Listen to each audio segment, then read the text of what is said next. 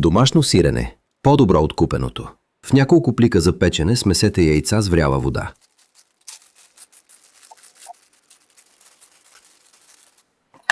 Налейте мляко. Добавете сметана. Почистете от семките една червена чушка и нарежете на ситно.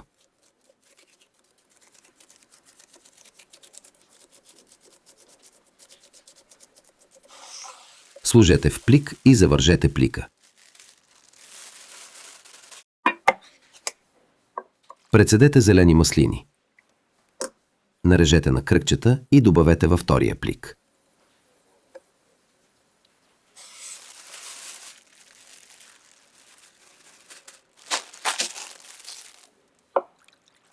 Изплътнете магданоза във вода. Нарежете на ситно и сложете в друг плик.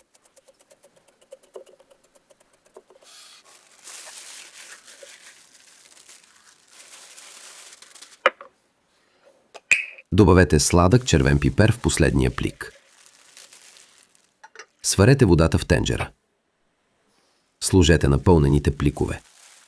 Варете 5 минути. Продукчете пликовете и сложете под преса в хладилника за 1 час.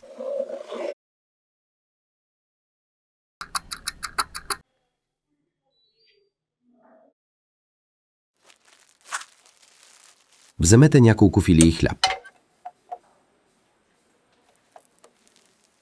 Запържете в тиган с зехтин по 2 минути от всяка страна.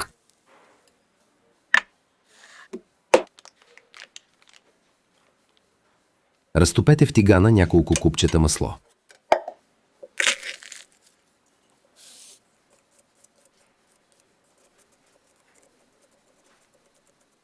Сложете няколко скилитки чесън, нарязани на ситно. Напръскайте 1 морков с вода.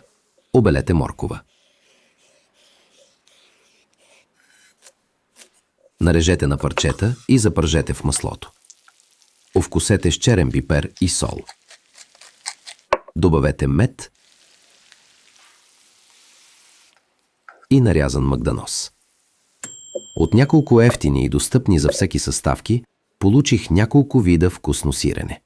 Здравословно сирене, без консерванти и други добавки.